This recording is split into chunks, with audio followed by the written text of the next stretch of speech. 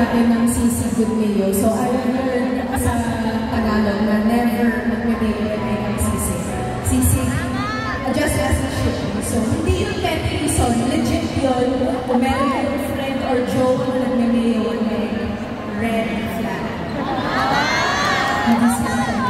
But I know that pampanga is also, wala lang, fun fact.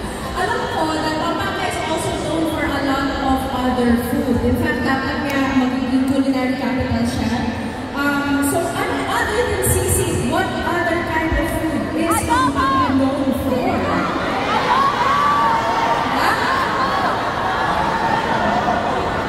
Buro. Buro. Okay. Ngayon, magtatanghal po kami. Buro. You know what buro is? Buro.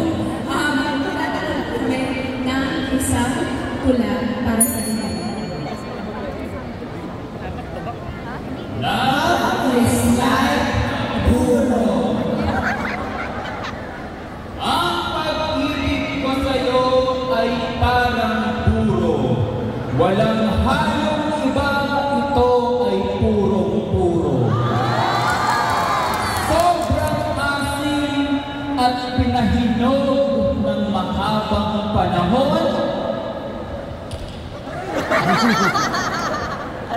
Kahit anong gawin ang pag-ibig, di hihinahon.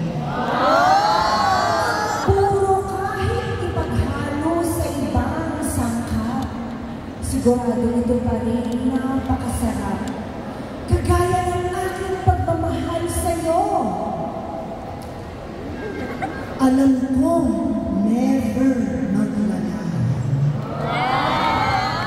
Ang buro ay napakasarap kainin at mahirap din minsan aminin na ang pagkaasim nito ay kakaiba. Ikaw lang ang mahal ko, wala nang iba. Sa puso kong tumitibok-tibok. Dahil sadya na lang talaga ako'y mapusok. Kaya ko i-enumerate ang ingredients ng buro.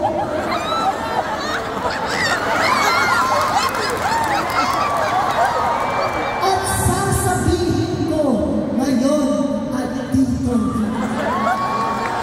Ang buro ay mayroong ingredients na marami.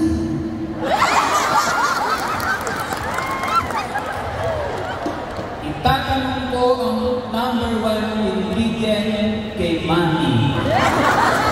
Mama, paano ba gumawa nito? Mama, paano ko ito iluto? Sabi ng mama ko, ganito lang yan, anak.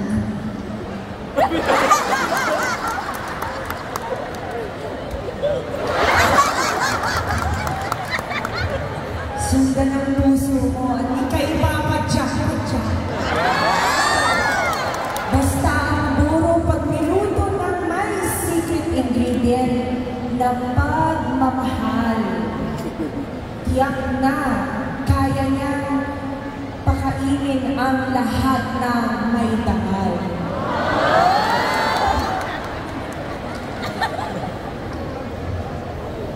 Ripened by time, tested like a true Kapampangan.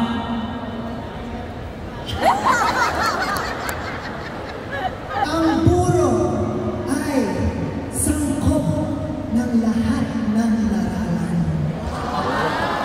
Kakainin ko ito sa aking plato at ipapakita ko na napakasarap talaga nito.